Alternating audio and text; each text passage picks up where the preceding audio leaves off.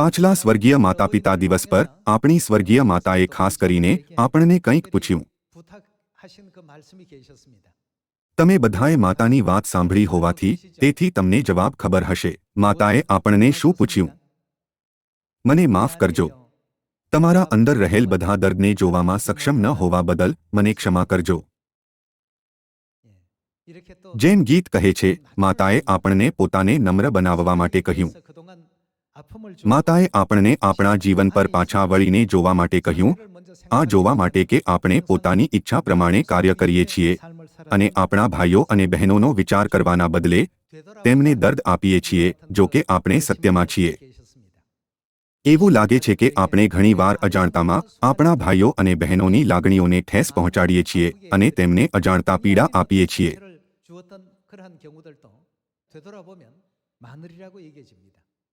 અલબત્ત, જો તેમની લાગણીઓને ઠેસ ન પહોંચે તો સારું રહેશે.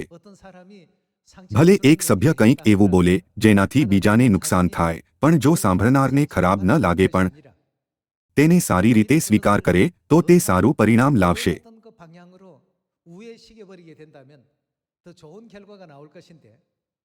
પણ આપણો માનવ સ્વભાવ નબળો અને નિર્બળ છે. આપણી લાગણીઓ સરળતાથી દુભાય તેવી હોય છે. એક નાની ક્ષુલ્લક વાતથી પણ જેને આપણે હસી કાઢી શકીએ છીએ, આપણા ગૌરવને ઠેસ પહોંચે છે. આ બધું આપણા અધૂરા પશ્ચાતાપના કારણે થાય છે. જો આપણે સંપૂર્ણ રીતે પસ્તાવો કર્યો છે તો આપણને નાની વાતથી દુઃખ નહીં થાય. માતાએ આપણને એક વાર ફરી જાગૃત કર્યા. આપણા સ્વર્ગીય પિતા અને માતા પરમેશ્વર છે, જેમણે આરંભથી અંત જાણવા દીધો. તે અનંતકાળથી અસ્તિત્વમાં છે અને અનંતકાળ સુધી અસ્તિત્વમાં રહેશે. તેઓ આપણને કોઈના કરતાં સારી રીતે જાણે છે અને અંત સુધી આપણું માર્ગદર્શન કરશે. 2000 વર્ષ પહેલા ઈસુએ આપણને શીખવ્યું કે પરમેશ્વરનો દરેક શબ્દ સ્વયં જીવન છે અને અનંત જીવન છે.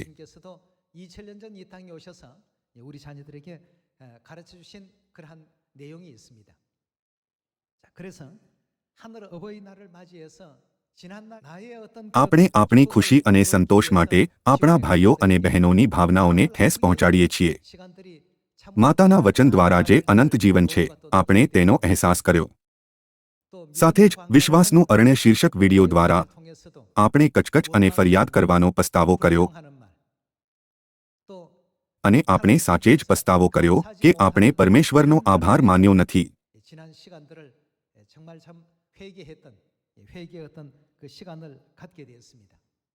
આજે આવો આપણે ફરીથી સ્વયંની તપાસ કરીએ અને સ્વર્ગીય પિતા અને માતાને ધન્યવાદ આપીએ. પિતા અને માતા, અમને સ્વર્ગની રાહ જોવાની મંજૂરી આપવા માટે તમારો ખૂબ ખૂબ આભાર. અમારા અસંખ્ય પાપોને માફ કરવા માટે જે અમે સ્વર્ગમાં કર્યા છે તે માટે તમારો ખૂબ ખૂબ આભાર. અમને મૃત્યુથી, જેના અમે લાયક છીએ, છોડાવવા માટે તમારો આભાર. શું તમે વિડીયોમાં અરણ્યનો નકશો નહોતો જોયો? મિસ્રથી કનાન કેટલું દૂર છે? તે લગભગ 300 કિલોમીટર છે. 300 કિલોમીટર કેટલું લાંબુ છે? તે સિયોલથી ડેગુનું અંતર છે. મારા મતે, જો આપણે આરામ કર્યા વગર સતત ચાલીએ તો સિયોલથી ડેગુ સુધી 4 કે 5 દિવસ લાગી શકે છે. જો કે જો આપણે આરામથી ચાલીએ, આરામ કરીએ, રસોઈ બનાવીએ, ખાઈએ અને સૂઈએ તો તેમાં 7 કે 10 દિવસ લાગશે. તો પછી પરમેશ્વરે ઇઝરાયેલીઓને 40 વર્ષો સુધી કેમ ચલાવ્યા? આપણે તેને સમજવાની જરૂર છે. પુનર્નિયમની પુસ્તક શું કહે છે? તે તેમને દીન કરવા માટે હતું. કયા કારણે આપણે પાપ કર્યું અને સ્વર્ગમાંથી હાંકી કાઢવામાં આવ્યા? એવું એટલે હતું કેમ કે આપણે ઘમંડી થઈ ગયા હતા. યશાયા 14 પ્રમાણે, તેજસ્વી તારો, પ્રભાતનો પુત્ર ઘણો ઘમંડી થઈ ગયો હતો. તેના ઘમંડના કારણે તે દુષ્ટતા તરફ પ્રેરિત થયો અને તેના સિંહાસનને પરમેશ્વરના સિંહાસનથી ઉપર ઉઠાવવા ઈચ્છ્યું. તેથી પરમેશ્વરે તેજસ્વી તારા, પ્રભાતના પુત્રને આકાશમાંથી હાંકી કાઢ્યો. પરમેશ્વરે તેના બળવાને હરાવ્યો. તે સમયે અજાણતાપણા બળવામાં સામેલ સ્વર્ગદૂતોને પણ પૃથ્વી પર ફેંકી દેવામાં આવ્યા અને તમે માનવીય રૂપ ધારણ કરીને અહીં રહ્યા. 사람의 어떤 형체를 쓰고 머무르고 있는 가운데 있습니다. 이런 આ 어떤 વાર્તા દ્વારા પણ આપણે શીખી શકીએ છીએ કે આપણે ક્યારેય પણ ઘમંડી ન થવું જોઈએ. સ્વર્ગીય માતા પણ આપણને પુરોહિત સ્ટાફ કહે છે, પ્રેમથી સેવા કરો. પ્રેમની કદર કરવા માટે પ્રથમ આપણી પાસે પોતાને નમ્ર બનાવવાનું મન હોવું જોઈએ. પુનર્નિયમની પુસ્તકમાં પરમેશ્વરે કહ્યું, અને તને નમાવવાને તારા ઈશ્વરે આ 40 વર્ષ સુધી જે આખે રસ્તે તને ચલાવ્યો છે તે તું યાદ રાખ. આ તે વચન છે જે પરમેશ્વરે આ અધ્યાયમાં પહેલા કહ્યા. પરમેશ્વરે કહ્યું તે તમને નમ્ર બનાવવા માટે હતું. તમે તે સ્થિતિમાં નથી જ્યાં તમારે ગર્વ કરવો જોઈએ. તમે સ્વભાવથી પાપી છો. તમે નમ્ર બન્યા વગર કંઈ નથી કરી શકતા. તેનો અહેસાસ કરો અને નમ્ર બનો. પરમેશ્વરે આપણને અરણ્યના જીવન દ્વારા તેનો અહેસાસ કરાવ્યો. કેમ કે આપણે સ્વયંને બીજાઓથી ઊંચા રાખવા ઈચ્છતા હતા, એટલે બીજાઓથી આપણને દુઃખ થયું, અને જેમણે આપણા ફાયદા માટે આપણને કહ્યું આપણે ન સાંભળ્યું, પરંતુ તેમણે જે કહ્યું તેને બગાડ્યું અને નારાજ થયા. આપણે આપણી ખાતર શબ્દોને કાંટા અને ઝાડની જેમ માનતા હતા, અને આપણે ઉદાસીન દેખાવ કરતા હતા.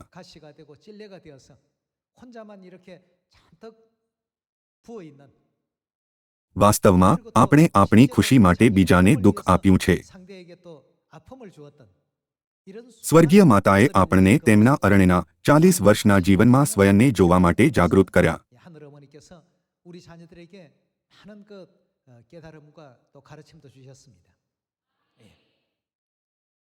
અને પછી માતાએ આપણને એકબીજાને માફ કરશો કહેવા માટે કહ્યું.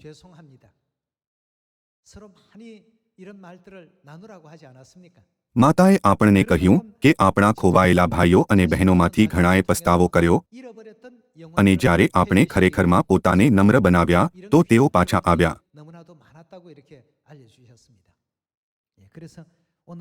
આજે આવો આપણે સ્વર્ગીય પિતા અને માતાની ઈચ્છાનું પાલન કરતા જે ઈચ્છે છે કે આપણે પોતાને નમ્ર બનાવીએ. સ્વર્ગનું રાજ્ય અને પસ્તાવો એકબીજા માટે અનિવાર્ય છે. આ વિષય હેઠળ પરમેશ્વરના વચનનો અભ્યાસ કરવા માટે થોડો સમય લઈએ. આપણે સ્વર્ગ જવા માટે આપણે આપણા પાપોનો પસ્તાવો કરવો જોઈએ. પસ્તાવો કર્યા વિના કોઈ પણ આત્મિક કનાનમાં પ્રવેશ નથી કરી શકતા. પરમેશ્વરે ઇઝરાયલીઓને કેમ નમ્ર બનાવ્યા અને તેમને ભૂખ્યા કેમ રહેવા દીધા? એવું એટલે ન હતું કેમ કે પરમેશ્વર પાસે શક્તિ ન હતી. એવું એટલે હતું કેમ કે પરમેશ્વર ઈચ્છતા હતા કે અંતમાં બધું જ સારું થાય. પરમેશ્વર અંતમાં આપણને બધી વસ્તુઓથી આશીષ આપવા ઈચ્છતા હતા. બાઇબલ કહે છે કે તે પ્રક્રિયામાં પરમેશ્વરનો મહાન પ્રેમ હતો. હું જાણું છું કે આપણા સિયોનના પરિવારના મોટા ભાગના સભ્યો એકબીજા સાથે શાંતિમાં રહે છે અને અસભ્યતાથી નથી બોલતા, ન તો બીજાની લાગણીઓને ઠેસ પહોંચાડે છે. જો કે જો તમે બીજાની લાગણીઓને ઠેસ પહોંચાડી છે કેમ કે તમે તેમનો ઈરાદો સમજી શક્યા ન હતા, ભલે તે નાની વાત છે, તો આવો આપણે તેમને કહીએ મને માફ કરજો અને બધી બાબતોને હલ કરીએ. હું તમારી નમ્રતાની કદર કરીશ. સ્વર્ગનું રાજ્ય અને પસ્તાવો વચ્ચે અવિભાજ્ય સંબંધ છે. માથથી અધ્યાય 4માં પણ ઈસુએ કહ્યું પસ્તાવો કરો, કેમ કે શું પાસે આવ્યું છે? કેમ કે આકાશનું રાજ્ય પાસે આવ્યું છે. સ્વર્ગનું રાજ્ય પાસે હોવાથી તેથી આપણે પસ્તાવો કરવો જોઈએ. પસ્તાવો કર્યા પછી આપણે બધાએ તે લોકોના રૂપમાં પરમેશ્વરનો આભાર માનવો જોઈએ જેમની નાગરિકતા સ્વર્ગમાં છે. આવો આપણે ફિલિપીઓ અધ્યાય 3 વચન 19 પર જઈએ. તેમાં લખ્યું છે, વિનાશ તેઓનો અંત, ઉદર તેઓનો દેવ અને શર્મમાં તેઓનું અભિમાન છે. તેઓ સાંસારિક વાતો પર ચિત્ત લગાડે છે. પણ આપણી નાગરિકતા આકાશમાં છે, ત્યાંથી પણ આપણે તારનારની એટલે પ્રભુ ઈસુ ખ્રિસ્તની રાહ જોઈએ છીએ. તે જે સામર્થ્યથી સર્વને પોતાને આધીન કરી શકે છે, તે પ્રમાણે આપણી અધમાવસ્થામાંના શરીરનું એવું રૂપાંતર કરશે કે તે તેમના મહિમાવાન શરીરના જેવું થાય. જ્યારે આપણા અધમાવસ્થામાંના શરીર પરમેશ્વરના મહિમામય શરીરના રૂપમાં રૂપાંતરિત થાય છે તો આપણા બધા ખોટા વિચારો, ખોટો વિશ્વાસ, વિકૃત મન આપણા રૂપાંતરણની સાથે બદલાઈ જવા જોઈએ.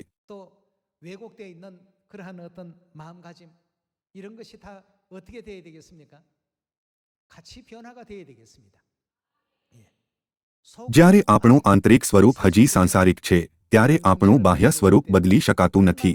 변화가 돼서는 안 되겠죠. 우리의 속 આપણે 사람도 ઝડપથી આપણી આંતરિકતાને બદલવી જોઈએ. 우리가 속히 돼야 되겠습니다. ઈસુએ આપણને શું કરવા માટે કહ્યું? કેમ કે સ્વર્ગનું રાજ્ય નજીક છે. 뭘 하라고 તેમણે આપણને પસ્તાવો કરવા માટે કહ્યું. 잡고 했습니다. આ સ્વર્ગીય માતાપિતા દિવસના દ્વારા સ્વર્ગીય માતાએ આપણને પસ્તાવો કરવાનો માર્ગ બતાવ્યો. 우리에게 많이 알려주셨습니다. શું તેમણે આપણને માફ કરશો, ખૂબ દિલગીર છું અને તમારો આભાર કહીને ન બતાવ્યું? 이런 어떤 그 내용들 સાથે જ આપણે આ ઠીક છે અથવા આ બરાબર છે કહીને બીજાની માફી સ્વીકારવાની જરૂર છે. 마음이지. 그 미안함 જ્યારે કોઈ તમારી પાસે માફી માંગે તો શું થશે જો તમે કહો, 이렇게 તમે એવું કેમ કર્યું જેના માટે તમને પછીથી પસ્તાવો કરવો પડે? 되게 된다면 આપણે બધાએ શુદ્ધ હોવું જોઈએ. 한쪽은 જ્યારે બીજાઓને નિર્મળ કરવામાં આવી રહ્યા હોય ત્યારે આપણે સ્વયં પર કોઈ ધાર ન લગાવવી જોઈએ. 그래서 સ્વર્ગીય પિતા અને માતાએ આપણા બધા પ્રેમાળ સિયોનના સભ્યોને તે લોકોની જેમ જેમની નાગરિકતા સ્વર્ગમાં છે સુંદર રૂપથી બદલવાનું શીખવ્યું. 우리 사랑하는 시온의 가족들 모두에게도 하늘 아버지 어머니께서 교훈을 주셨는데요. 주신 모든 જ્યારે આપણે આપણને આપવામાં આવેલી બધી શિક્ષાઓને એકસાથે રાખીએ છીએ તો આપણે સમજી શકીએ છીએ કે તે આખરે આ છે: એકબીજા પર પ્રેમ રાખો. 사랑 속에 પ્રેમમાં મને માફ કરજો અને તમારો આભાર શબ્દો સામેલ છે. 감사합니다. 내용들이 다 그 속에 다 들어 있습니다. 그래서 એટલે ઈસુએ કહ્યું, હું તમને નવી આજ્ઞા આપું છું કે તમે એકબીજા પર પ્રેમ રાખો. 하지 않았습니까? 천국에 가까이 왔다는 내용으로 이 આ યુગમાં પણ પરમેશ્વરે આપણને આ કહીને કે આકાશનું રાજ્ય પાસે આવ્યું છે એવું જ કરવાનું કહ્યું. 무엇인가 더 પરમેશ્વરે આપણને બતાવ્યું કે આપણે આ ક્ષણે શું કરવું જોઈએ. 못한 날 용서해요 하고 હવે આપણા ભાઈઓ અને બહેનો પોતાને નમ્ર બનાવીને કહે છે, મને માફ કરજો. 그 상처받은 마음을 풀어주기 કૃપયા મને ક્ષમા કરો કે તમારી અંદર બધા દર્દને જોવામાં સક્ષમ નથી 숨으로 અને અન્ય સભ્યોના હૃદયથી હિમ ઓગાળવા માટે પોતાને નીચે કરે છે. 다 속히 회개되어서 이제 મને લાગે છે કે ભવિષ્યવાણીનો સમય ખૂબ નજીક આવી ગયો છે જ્યારે આપણે બધા અનંત સ્વર્ગીય પ્રાણીઓમાં બદલાઈ જઈશું. આવો આપણે યોહાન અધ્યાય 13 વચન 34 પર એક નજર કરીએ. હું તમને નવી આજ્ઞા આપું છું કે તે શું છે? 어떻게 하라고요? તમે એકબીજા પર પ્રેમ રાખો. 라고 했습니다. 예. 미안해요. જ્યારે કોઈ કહે, મને માફ કરજો, કૃપયા મને ક્ષમા કરો કે તમારી અંદર બધા દર્દને જોવામાં હું સક્ષમ નથી, આ કહેતા ડંખશો નહીં. તમને એવું કંઈક કરવા માટે કોણે કહ્યું જેના માટે તમને પસ્તાવો કરવો પડે? 괜찮아요. એકબીજાને પ્રેમ કરવો એટલે શું? આ કિસ્સામાં જો તમે કહો આ ઠીક છે તેના બદલે હું તમને મુશ્કેલ સમય આપવા બદલ પસ્તાવો કરું છું, શું આ એકબીજાને પ્રેમ કરવાની રીત નથી? 내가 너희 પરમેશ્વરે 사랑한 કહ્યું, 것이 જેવો મેં તમારા પર પ્રેમ રાખ્યો તેવો તમે પણ એકબીજા પર પ્રેમ રાખો. 사랑하면 જો તમે એકબીજા પર પ્રેમ રાખો તો તેથી સર્વ માણસો જાણશે કે તમે મારા શિષ્યો છો. લોકોને તરત ખબર પડશે કે આપણે પ્રેમ ક્યાંથી શીખ્યો છે. 이걸 금방 알 수 있다는 것입니다. બધા લોકો સાંભળો, તમને ઘણીવાર મને માફ કરજો કહેવા માટે કોણે કહ્યું? આપણી માતાએ, ખરું ને? જો આપણે આપણા સામાન્ય જીવનમાં તેનો ઉપયોગ કરીએ છીએ તો લોકો વિચારશે, મને ખરેખર લાગે છે કે તે લોકો ચર્ચ ઓફ ગોડના છે. 교회 사람들 틀림없을 거야. ચર્ચ ઓફ ગોડના લોકો સિવાય કોઈ અન્ય લોકો નહીં હોય જે તે સુંદર શબ્દોનો ઉપયોગ કરે છે. 세상도 સંસારમાં લોકો તે સ્વીકાર કરશે અને તેઓ આપણને તે રીતે ઓળખશે. પરમેશ્વરે કહ્યું, જો તમે એકબીજા પર પ્રેમ રાખો તો તેથી સર્વ માણસો જાણશે કે તમે મારા શિષ્યો છો. 알게 될 것이다. 고 이렇게 알려주셨습니다. એવું એટલે છે કેમ કે આ પ્રકારની સંસ્કૃતિ અને વાતાવરણ દુનિયામાં મળવું મુશ્કેલ છે. 어려운 그런 분위기이기 때문에 세상 사람들도 또 સંસારના લોકો અને લોકો જે હમણાં જ સિયોનમાં આવ્યા છે બંને આપણને સ્વર્ગદૂતો માને છે. 서로 જેમ કે તેઓ વારંવાર આપણને કહેતા સાંભળે છે, મને માફ કરજો, તેમને પણ અહેસાસ થાય છે કે એવા ઘણા લોકો છે જેમના પ્રત્યે તેઓ દિલગીર છે. 하게 되고 આ રીતે આપણે બધાએ એક પછી એક પસ્તાવો કરવો જોઈએ. આપણું સિયોન એવું બનવું જોઈએ. 아름다운 가르침 પરમેશ્વરે આપણને આ સુંદર શિક્ષા આપી છે. 하셨고 ચોક્કસપણે આપણે ખુશ છીએ કેમ કે આપણી પાસે માતા છે. એક વાર ફરી મને લાગ્યું કે કેમ કે આપણે સિયોનમાં માતાથી આ પ્રકારની શિક્ષા સાંભળીએ છીએ તેથી સિયોનને સુંદર બનાવવામાં બદલી શકાય છે. 이런 사실을 다시 한번 또 느낄 수 있었습니다. યોહાન અધ્યાય 13 વચન 34માં આજ્ઞા અને પ્રેમનો સંબંધ પાસ્ખા સાથે પણ છે. 6월절의 어떤 그 내용으로서 연장될 수 있습니다. નવી આજ્ઞા નવા કરાર તરીકે વ્યક્ત કરવામાં આવી છે. 예. 누가복음에는 언약이라고 લુકની 표현되고 સુવાર્તામાં તેને કરારના રૂપમાં અને યોહાનની સુવાર્તામાં આજ્ઞા તરીકે વ્યક્ત કરવામાં આવી છે. 계명과 언약은 동일한 어떤 뜻을 નવી 가지고 આજ્ઞા નવો કરાર છે. 그럼 새 계명은 곧 새 언약입니다. 우리가 잘 아는 નવા કરારની ઘોષણા કયા દિવસે કરવામાં આવી હતી? 날이었습니까? પાસ્ખા પર્વ પર, ખરું ને? 구월절 하늘 જો આપણે પાસ્ખાને ધ્યાનથી જોઈએ તો આપણે તેમાં પરમેશ્વરનો પવિત્ર પ્રેમ જોઈ શકીએ છીએ. 향이 담겨 있습니다. આપણા સ્વર્ગીય માતાપિતા સ્વર્ગથી આ પૃથ્વી પર આવ્યા છે. તેમણે તેમની બધી સ્વર્ગીય મહિમાને પાછળ મૂકી દીધી છે અને સત્યની સ્થાપના કરી છે, જેને નવો કરાર કહેવામાં આવે છે. તેમણે પોતાનું માંસ ફાડીને આપણને આપ્યું અને આપણને બચાવવા માટે પોતાનું લોહી વહેવડાવ્યું અને આપણને પીવા માટે આપ્યું. 우리 자녀들 살리시기 위해서 마시우기 એક પ્યાલો દ્રાક્ષારસ જે આપણે પીએ છીએ અને એક રોટલીનો ટુકડો જે આપણે ખાઈએ છીએ, તે માત્ર રોટલી અને દ્રાક્ષારસ નથી. તે આપણા સ્વર્ગીય પિતા અને માતાનું માંસ અને લોહી છે, જે આપણને તેમના પવિત્ર અને મહાન પ્રેમ અને બલિદાન દ્વારા આપવામાં આવ્યું છે. પરમેશ્વરે નવા કરાર પાસ્ખાના આ મૂલ્યવાન સત્યને સ્થાપિત કરવાનું કારણ આ હતું કે તે ઈચ્છતા હતા કે આપણે આ યાદ રાખીએ કે તેમણે આપણા માટે તેમનું લોહી કેવી રીતે વહાવ્યું અને આપણું જીવન બચાવવા માટે તેમણે કેવા પ્રકારનું બલિદાન ચૂકવ્યું હતું. તેથી આપણે માત્ર રોટલી અને દ્રાક્ષારસ ન લેવો જોઈએ અને આપણા ઉદ્ધાર માટે આનંદ ન કરવો જોઈએ. આપણું જીવન બચાવવા માટે પરમેશ્વરે પોતાનું બલિદાન કર્યું. આપણે પાસ્ખામાં વર્ણિત પરમેશ્વરના પ્રેમને સમજવો જોઈએ. આપણે પરમેશ્વરનો પ્રેમ શીખ્યો છે, તેથી આપણે પણ આપણા ભાઈઓ અને બહેનોને પ્રેમ કરવો જોઈએ. આવો આપણે 1 યોહાન અધ્યાય 4 વચન 7 પર જઈએ. વહાલાઓ, આપણે એકબીજા પર પ્રેમ રાખીએ. આ દુનિયામાં એવી વસ્તુઓ છે જે શૈતાની છે અને એવી વસ્તુઓ છે જે પરમેશ્વરની છે.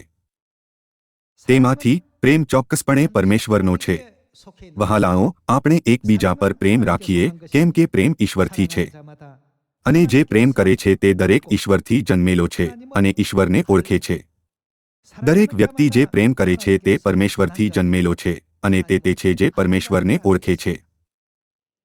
2 થેસાલોનિકીઓ અધ્યાય 1માં આ કહેવામાં આવ્યું છે કે જ્યારે પરમેશ્વર સળગતી અગ્નિમાં આ સંસારનો ન્યાય કરવા માટે આવશે તો પરમેશ્વર તે લોકોની સાથે શું કરશે જે પરમેશ્વરને નથી જાણતા? પરમેશ્વર તે લોકોને શિક્ષા કરશે.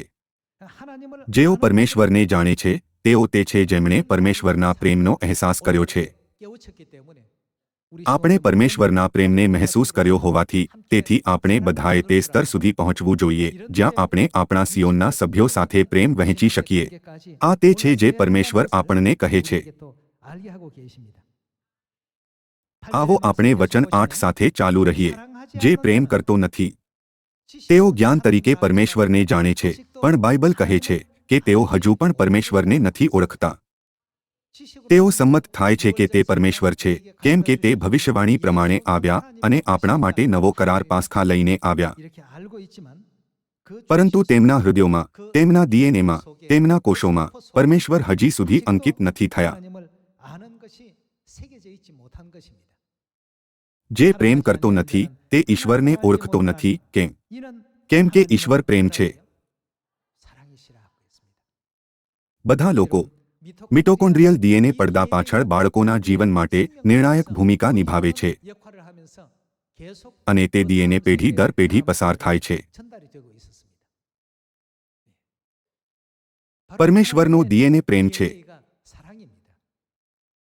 પરમેશ્વરનો ડીએનએ પ્રેમ હોવાથી જો આપણે પરમેશ્વરની સંતાન છીએ તો આપણે પરમેશ્વરનો ડીએનએ પ્રેમ વારસામાં મેળવવો જોઈએ. પણ જો આપણે પરમેશ્વરના ડીએનએ એટલે પ્રેમને વારસામાં ન મેળવીએ તો શું થશે? શું થશે જો આપણે સ્વયંનું બલિદાન કરવાનું નથી જાણતા પણ બીજાઓને દર્દ આપીએ છીએ અને તે દર્દથી ઊંચા બનવાનો પ્રયત્ન કરીએ છીએ? આપણે પરમેશ્વરની સંતાન છીએ અને આપણી પાસે પરમેશ્વરનું ડીએનએ છે. તેથી આપણે પરમેશ્વરનો પ્રેમ તે લોકો સાથે જે સિયોનમાં આવશે વહેંચવો જોઈએ જેમણે આપણા બદલે સ્વયંનું બલિદાન કર્યું. 인류 인생들을 향해서 다 이렇게 나눌 수 있고 베풀 줄 아는 그런 우리 모두가 되어야 되겠습니다. 여기서 પરમેશ્વર પ્રેમ છે. વિશેષ રૂપથી પરમેશ્વરનો ડીએનએ પ્રેમ છે. 사랑이시라. 이렇게 말할 수가 있는 것입니다.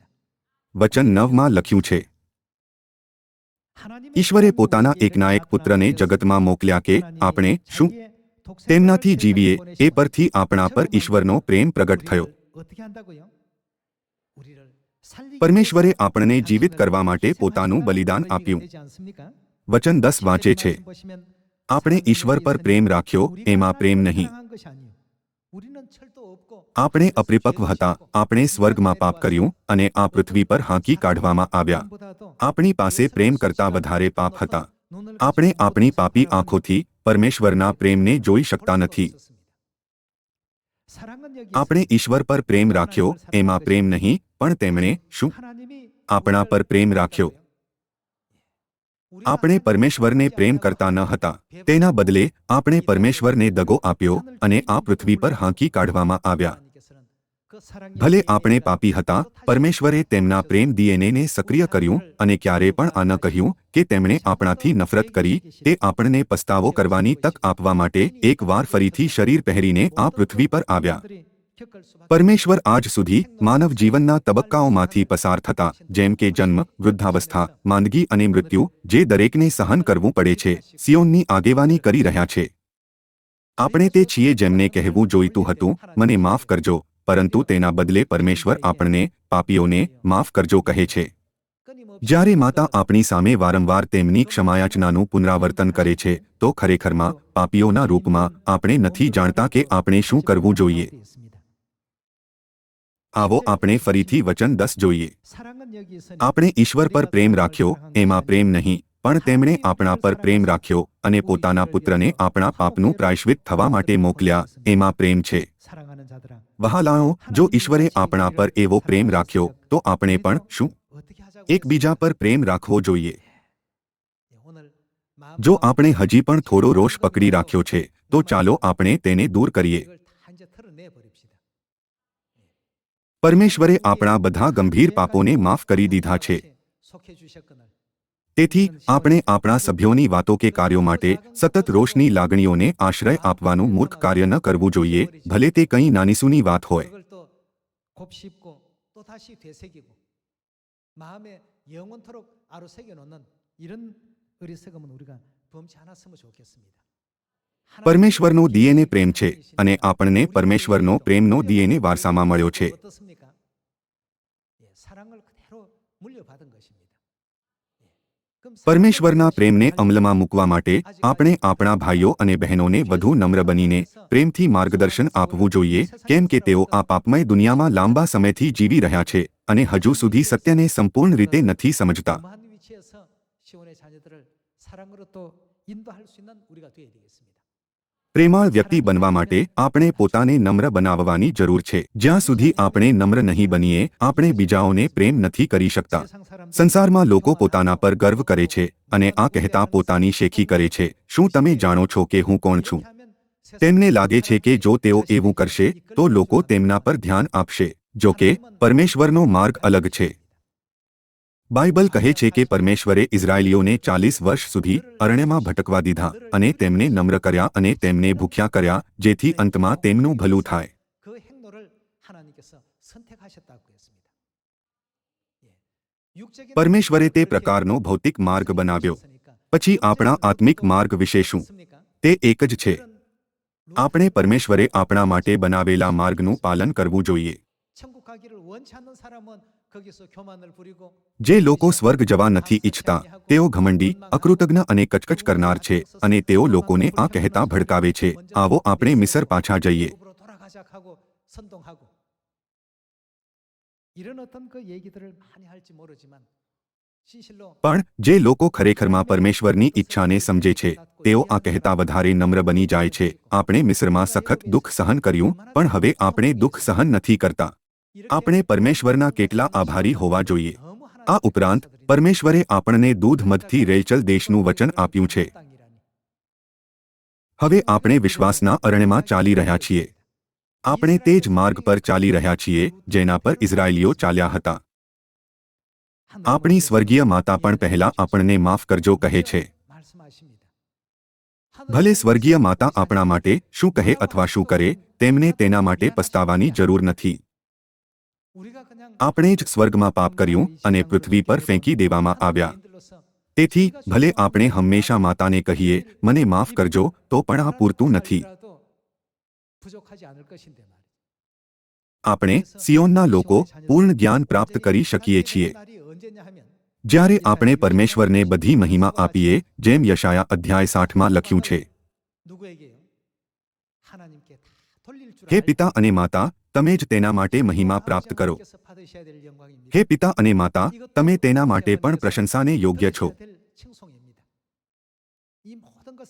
જ્યારે આપણે પરમેશ્વરને બધી મહિમા અને પ્રશંસા આપીએ છીએ જ્યારે પ્રેમ દિયેને ઊંઘમાંથી જાગી જશે અને કામ કરશે ત્યારે પરમેશ્વર આપણને બદલીને આપણા શરીરના મંડપને ઉતારી દેશે અને અનંત સ્વર્ગીય નિવાસસ્થાન પહેરાવશે. ભાઈઓ અને બહેનો આપણા પિતા અને માતા ઈચ્છે છે કે આપણે આ દુઃખથી ભરેલી પૃથ્વી પર નહીં પરંતુ સ્વર્ગના રાજ્યમાં હંમેશ માટે ખુશીથી જીવીએ.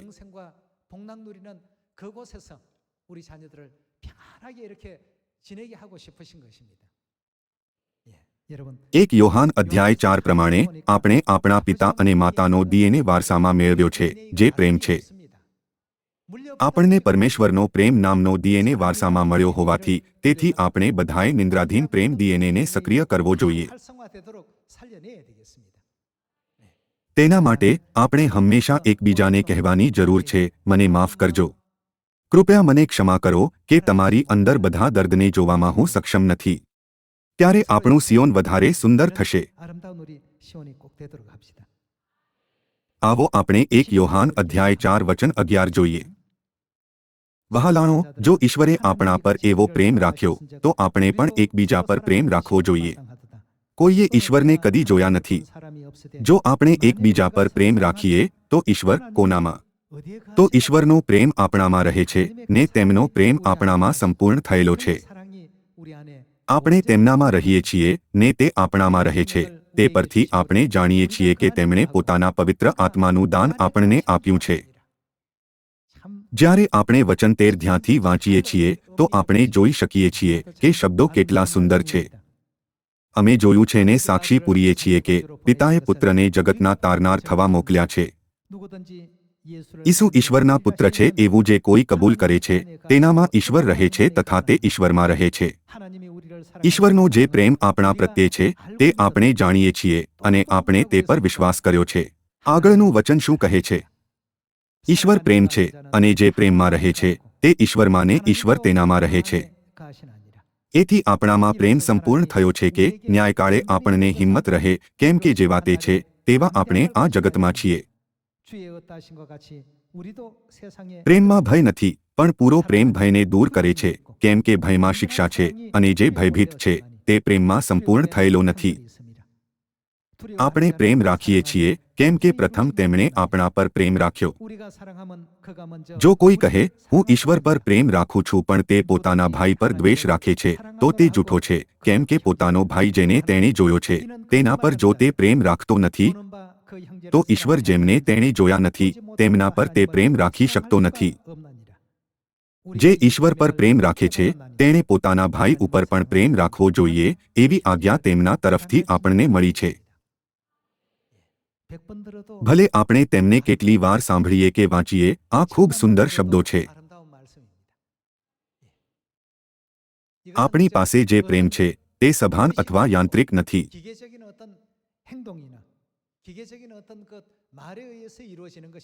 પરમેશ્વરે આપણામાં તેમનો ડીએનએ રોપ્યો છે. આપણને પરમેશ્વરનો ડીએનએ વારસામાં મળ્યો છે. જો કે તે કામ નથી કરતું પરંતુ નિષ્ક્રિય રહે છે. આપણે તેને સક્રિય કરવા માટે શું કરવું જોઈએ? આપણે પોતાને નમ્ર બનાવવું જોઈએ અને શક્ય તેટલી વાર એકબીજાને કહેવું જોઈએ માફ કરશો, તમારો આભાર. ત્યારે પ્રેમનું નિષ્ક્રિય મિટોકોન્ડ્રિયા જાગૃત થાય છે અને સક્રિય રૂપથી કાર્ય કરે છે અને સંખ્યામાં સતત વધારો થાય છે. તબીબી વૈજ્ઞાનિકો કહે છે કે જ્યારે આપણા શરીરમાં મિટોકોન્ડ્રિયાની સંખ્યા વધે છે ત્યારે આપણે સ્વસ્થ બનીએ છીએ. ખરું ને? આપણા આત્મિક સ્વાસ્થ્ય સાથે પણ એવું જ છે. જ્યારે આત્મિક મિટોકોન્ડ્રિયા વધે છે અને આપણામાં સક્રિય થાય છે ત્યારે આપણે આત્મિક રૂપથી સ્વસ્થ બનીએ છીએ. પરમેશ્વરે આપણા માટે સ્વયંનું બલિદાન કર્યું. 죄인들을 대신해 આપણને પાપથી છોડાવવા માટે તેમણે પોતાનો આનંદ શોધવાના બદલે પોતાને દુઃખોને સોંપી દીધા. 속량해내 주신 આપણી પાસે પ્રેમ ડીએનએ છે જે આપણને પરમેશ્વરથી વારસામાં મળ્યો છે. 받은 것입니다. સ્વર્ગીય પરિવારના સભ્યો તરીકે આવો આપણે બધા આપણા ભાઈઓ અને બહેનોને પ્રેમ કરીએ અને સ્વર્ગ જવાના દિવસને આગળ વધારીએ. 빨리 앞당깁시다. શું તમે 40 વર્ષો સુધી તે માર્ગ પર ચાલવા ઈચ્છો છો જેને આપણે માત્ર 10 દિવસમાં પૂરું કરી શકીએ છીએ? આ આત્મિક અરણ્યમાં આપણે ઘણીવાર પોતાને નમ્ર કરવામાં નિષ્ફળ થઈએ છીએ અને અભિમાનથી પોતાને ઊંચો કરવા ઈચ્છીએ છીએ. 아직까지 우리 속에 많이 내재되어 있기 때문에 એટલે પરમેશ્વર ઈચ્છે છે કે તે અત્યારે આપણને સ્વર્ગમાં નથી લઈ જઈ શકતા. જ્યાં સુધી આપણે શુદ્ધ ન થઈએ અને બદલાઈ ન જઈએ ત્યાં સુધી આપણે સ્વર્ગમાં પ્રવેશ નથી કરી શકતા. તેથી પરમેશ્વર હજી પણ આપણને તેના માટે સમય આપે છે. 시간을 주십니다. જો આપણે સંપૂર્ણ રીતે શુદ્ધ થઈ ગયા હોત અને બદલાઈ ગયા હોત તો આપણે પહેલાથી જ સ્વર્ગમાં જતા રહ્યા હોત. મિસ્રથી કનાન સુધી તે લાંબુ અંતર ન હતું. આપણે બધા જલ્દીથી જલ્દી સ્વર્ગ જવા ઈચ્છીએ છીએ. 우리 속에 있는 આવો આપણે આપણામાંના પ્રેમ ડીએનએને સક્રિય કરીએ. 살려봅시다. એવું કરીને 그래서 આવો આપણે પિતા અને માતાની વિચારશીલતા અને બલિદાન જેવા બનીએ 그 희생의 마음을 우리 모두가 또 그대로 닮아서 અને પરમેશ્વરના ડીએનએની શક્તિશાળી ઉર્જાથી બધા લોકોની પશ્ચાતાપ તરફ દોરવણી કરીએ. 의 강력한 그 에너지 મને આશા છે કે આખો સંસાર પરમેશ્વરના ડીએનએની શક્તિથી ભરાઈ જશે. 다시 한번 હવે હું આજનો ઉપદેશ સમાપ્ત કરવા ઈચ્છીશ. 하겠습니다. તમારો ખૂબ ખૂબ આભાર.